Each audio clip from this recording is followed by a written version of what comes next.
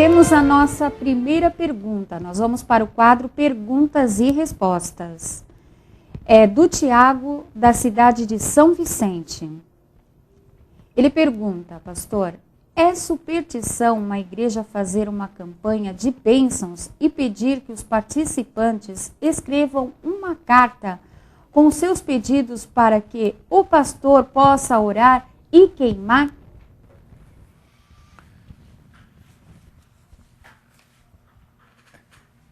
Eu coloco a minha resposta dentro do que Jesus falou, que está em Mateus capítulo 15, quando ele disse que me adoram, ensinando doutrinas que são preceitos de homens.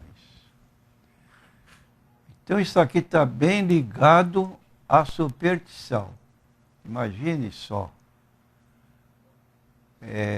Os participantes escreveram uma carta com o seu pedido para que o pastor possa orar e queimar. Não tem cabimento.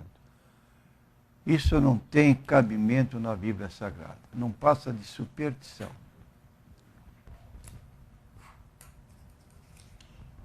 E a nossa segunda pergunta é do Joel. Na minha igreja, o pastor ensina que na ceia do Senhor, o pão deve ser tocado com a mão direita e não devemos cruzar as pernas. Isto é superstição? Sem dúvida que é superstição. Eu acho que tem que estender a minha colocação também para algumas igrejas que estão envolvidas com essa prática supersticiosa. E eu penso comigo mesmo, não estarão outras igrejas também com outros tipos de superstições? Por favor, temos a Bíblia na mão. Não vamos passar além daquilo que está escrito e criar doutrinas que são preceitos de homens, como apontou Jesus nos seus dias com relação aos religiosos fariseus.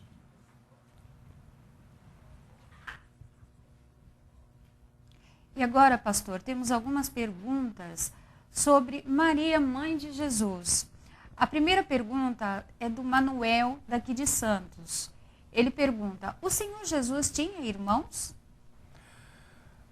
Queremos responder ao nosso consulente que sim. A Bíblia não ensina a virgindade perpétua de Maria, embora não seja propriamente a colocação que foi feita a pergunta. O que lemos na Bíblia é o seguinte, está em Mateus capítulo 1, versículo 25. Contudo, não a conheceu, falando do esposo dela, que era José, enquanto ela não deu à luz um filho a quem pôs o nome de Jesus. Então, o relacionamento de Maria com José não era desonra para ela. Porém, aqui está fazendo uma colocação que até o nascimento de Jesus, ele não teve relacionamento com ela. Mas a seguir, na sua vida conjugal, tiveram outros filhos. Por isso que se usa aqui a palavra primogênito. Não a conheceu enquanto ela não deu à luz a um filho a quem pôs o nome de Jesus. Isso na Bíblia está colocada o seu filho primogênito, indicando que havia outros filhos. E aí nós vamos encontrar também o nome dos seus filhos. Por exemplo, nós temos em Lucas, capítulo 2, versículo 7, e deu à luz a seu filho primogênito, envolveu em panos e deitou-o numa manjedoura, porque não havia lugar para ele na estalagem, falando de Jesus. E Jesus não era o filho unigênito de Maria, era unigênito do pai, mas primogênito do casal, o primeiro de outros. Então a Bíblia é clara em informar que ela teve outros filhos que estão até com os nomes deles relatados em Mateus 13, 54, 56, e chegando à sua pátria, ensinava-os na sinagoga deles, de sorte que se maravilharam e diziam: de onde veio esta sabedoria e estas maravilhas? Não é este o filho do carpinteiro? Não se chama sua mãe Maria, seus irmãos Tiago, José, Simão e Judas? E não estão entre nós todas as suas irmãs? De onde lhe veio tudo isto? Outro texto que apresenta também a relação de filhos de Maria é em Atos, capítulo 1, versículo 14. Todos estes, falando agora dos apóstolos, dos seguidores de Cristo, unanimemente permaneciam em oração e súplicas com as mulheres, Maria, mãe de Jesus, com seus irmãos. Quer dizer, irmãos de Jesus no sentido carnal. Eram irmãos dele. Então a resposta é essa que nós damos ao nosso consulente. E a segunda pergunta do Manuel. Algumas vezes aqueles que desejam que oremos a Maria dizem que desde que ela foi a mãe de Jesus, ele sempre atende tudo o que ela lhe pede. O que responder? Queremos dizer que cada pessoa pode julgar por si mesmo se isso é ou não verdade. Lendo a seguinte passagem bíblica, que passarei a ler, diz assim: chegaram então sua mãe e seus irmãos, e ficando do lado de fora, mandaram chamá-lo. Havia uma multidão sentada em torno dele. Disseram-lhe: eis que tua mãe e teus irmãos e tuas irmãs estão lá fora e te procuram. Ele perguntou: quem é minha mãe e meus irmãos? E repassando com o olhar os que estavam sentados ao seu redor, disse: eis a minha mãe, meus irmãos. Quem fizer a vontade de Deus, esse é meu irmão, irmã e mãe. Marcos 3, 31 a 35. De modo que essa alegação de que orar a Maria pelo seu relacionamento com o seu filho, ela não pode deixar de atender.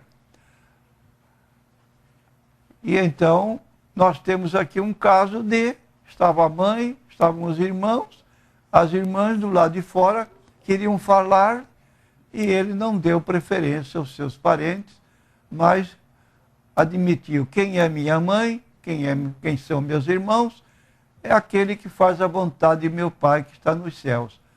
Aí está que não se pode admitir esse privilégio se não tiver apoio na Bíblia Sagrada.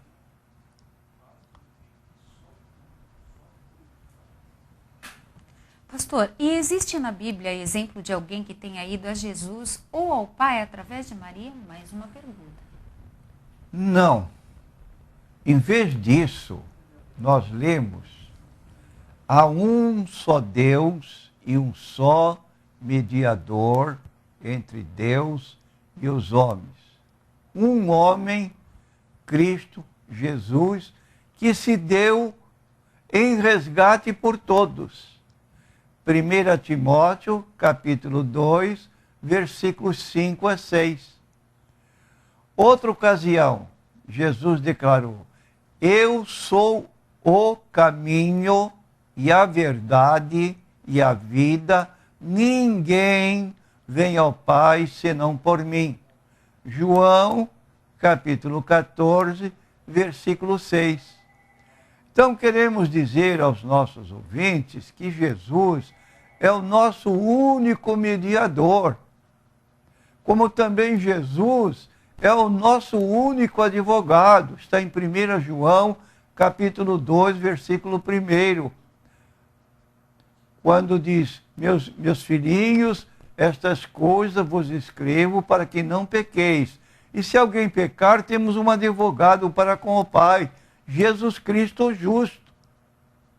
Então aí está Jesus como mediador único, Jesus como advogado único, e ele nos coloca diretamente em contato com Deus, porque tomou sobre si nossos pecados que nos separavam de Deus, colocando-nos em contato direto com Ele, como acabamos de ouvir de João 14,6. Eu sou o caminho e a verdade e a vida, ninguém vem ao Pai senão por mim. Pastor, se não há na Bíblia exemplo de alguém que fosse a Jesus através de Maria, quando na história passou a ser ensinado a dirigir-se a Deus por intermédio de Maria? Queremos dizer que as orações a Maria começaram mais ou menos no final do século quarto século depois de Cristo. Se Maria vivesse na época, jamais teria permitido tal prática. Sendo ela uma mulher piedosa, ela jamais aceitaria as orações que deveriam ser dirigidas a seu filho Jesus Cristo. Foi o que Jesus ensinou em João 14, versículos 13 a 14. Tudo quanto pedirdes em meu nome, eu o farei, para que o Pai seja glorificado no Filho. Se pedirdes alguma coisa em meu nome, eu o farei. Depois nós lemos ainda em João 16, versículo 24, até agora nada pedistes em meu nome. Pedi e recebereis, para que o vosso gozo se cumpra. É por essa razão que nós pedimos apenas em nome de Jesus, porque não encontramos na Bíblia autorização para fazermos diferente.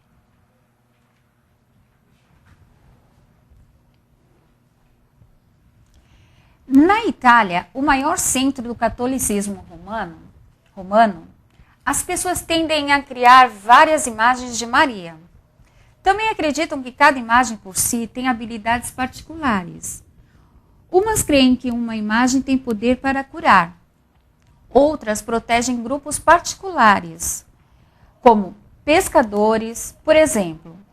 As igrejas cheias de imagens são as que criam esse tipo de crenças. O resultado é que muitas pessoas viajam quilômetros, passando por várias imagens de Maria, em busca daquela pela qual serão ajudadas. Isso não é idolatria, pastor?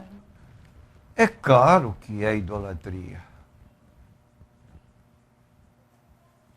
O que recomendamos é que olhemos para Maria, a mãe de Jesus, uma mulher tão real quanto você que está nos ouvindo, que está nos vendo. Cremos que ela foi uma excelente mulher e jamais toleraria qualquer pessoa que se prostrasse diante dela em adoração. Jamais. Além disso, a Bíblia condena claramente a prática de prostrar-se diante de imagens, carregá-las em procissões pelas ruas. Chega ao ponto de lermos um livro do profeta Isaías, capítulo 50. Nada sabem os que conduzem em procissão as suas imagens e rogam a um Deus ou a uma imagem que não pode ouvir. Então aí está uma palavra na Bíblia Sagrada nesse sentido, para não se prostrar diante de imagens. E o apóstolo Paulo chega a dizer em 1 Coríntios capítulo 10, versículo 19 e 20, meus amados, fugi da idolatria. Mas que digo que o ídolo é alguma coisa, ou que o sacrificado ao ídolo é alguma coisa? O que estamos lendo então? Estamos lendo na Bíblia que não adianta você se prostrar diante de imagens e está ainda pecando contra Deus. Então, é preciso que nós tenhamos, ou façamos leitura da Bíblia, de modo que estejamos inteirados do que Deus realmente quer de nós.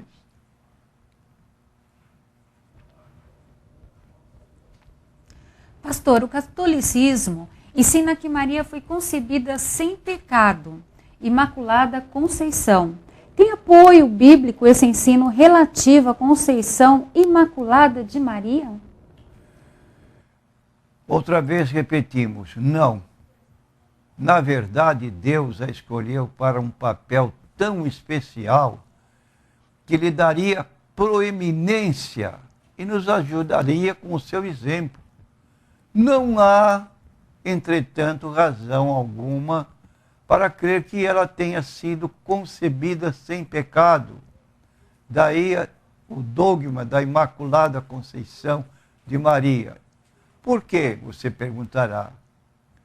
Porque após o nascimento de Jesus, nós a encontramos no templo oferecendo sacrifícios pela sua purificação, de acordo com a lei de Moisés. Ela era judia de nascimento. Está em Lucas capítulo 2, versículos 22 a 23. E cumprindo seus dias da purificação dela, segundo a lei de Moisés, o levaram a Jerusalém para o apresentarem ao Senhor. Como está escrito na lei do Senhor, todo macho primogênito será consagrado ao Senhor. Era o mesmo que todas as mulheres judias costumavam fazer depois de dar à luz, conforme o texto de Levítico 12. Esse é o terceiro livro da Bíblia, Gênesis, Êxodo, Levítico. Também em sua prece de agradecimento a Deus, por ter sido escolhida para ser a mãe do Salvador, Maria chama Deus de meu Salvador. É o que nós lemos em Lucas 1,47. A minha alma se alegra em Deus, meu Salvador, porque atentou na baixeza da sua serva. Agora, se ela fora nascida sem pecado, não precisaria de purificação nem de um Salvador. Então é preciso que nós leiamos a Bíblia com mais cuidado para não cairmos em erros que, na verdade, não devem continuar em nossas vidas.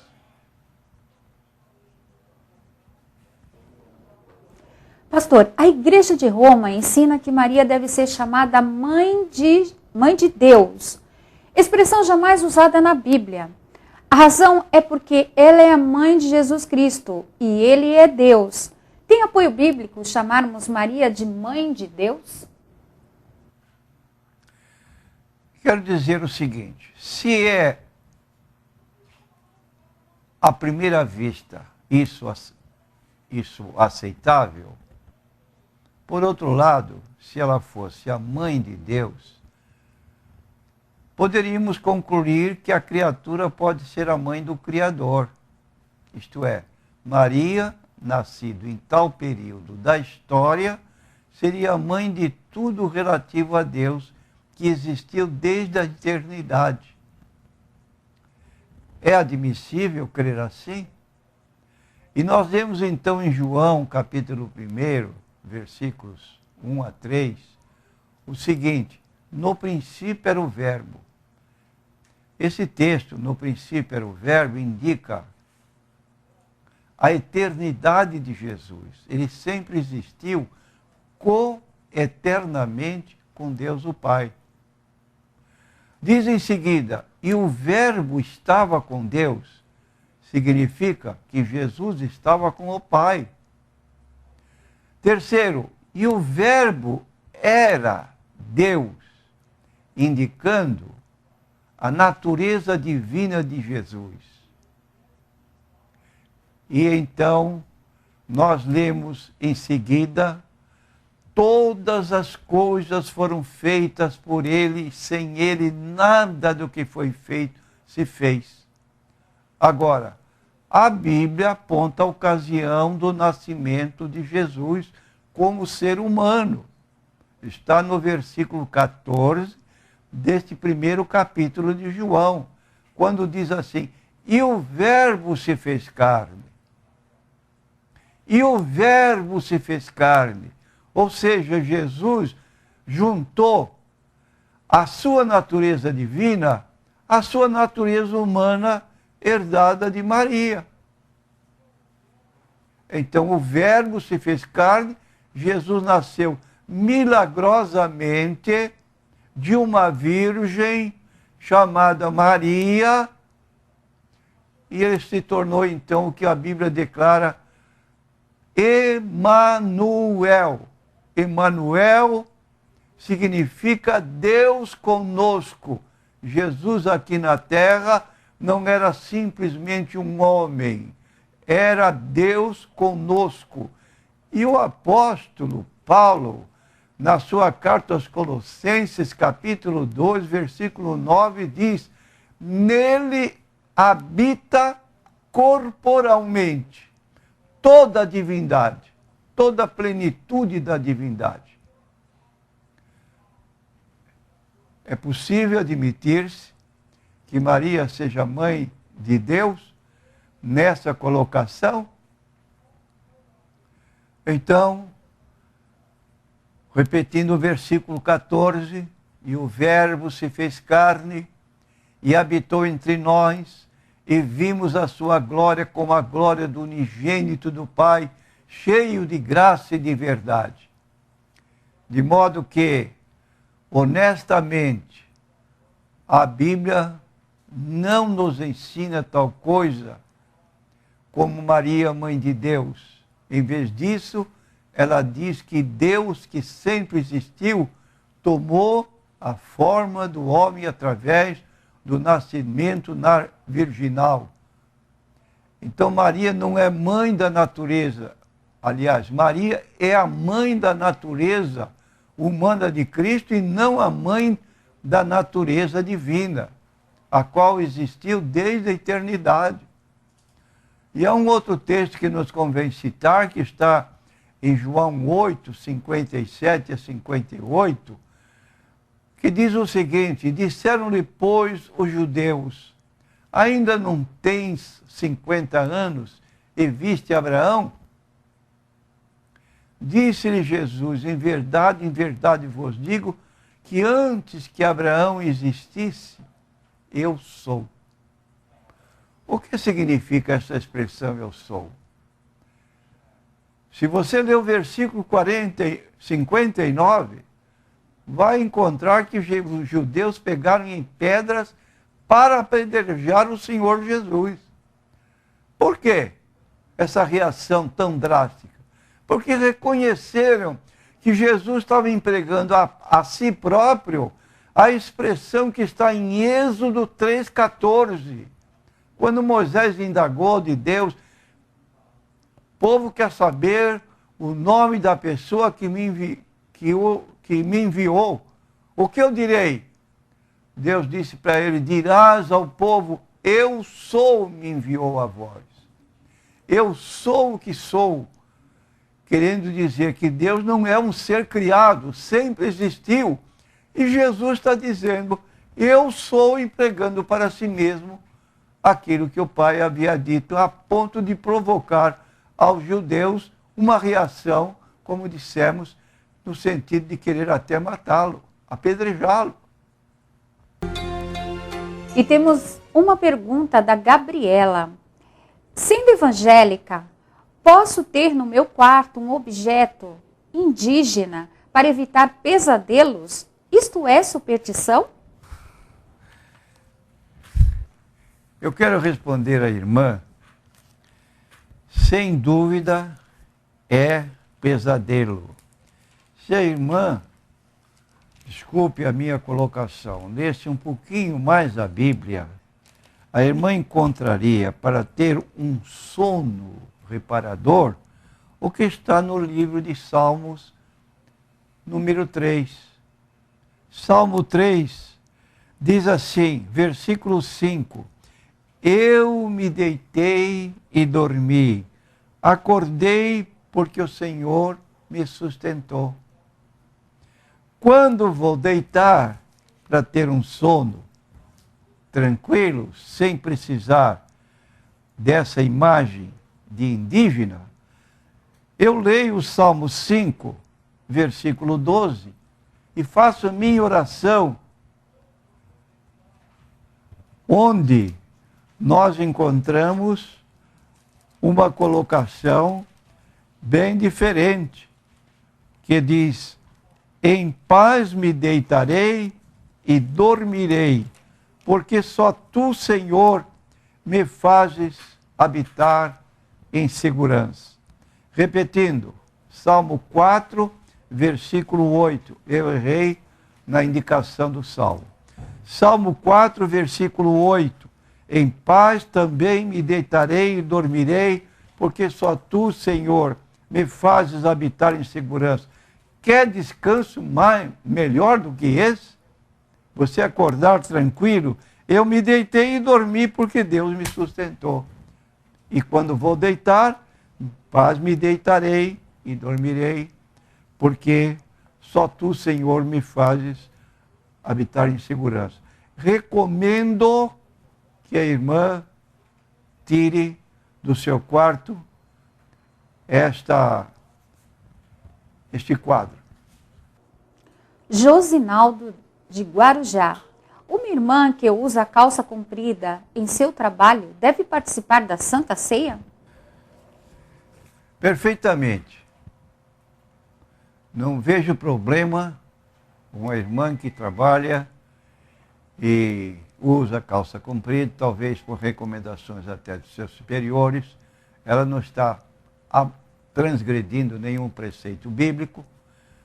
Participe com segurança da ceia do Senhor, sem qualquer problema.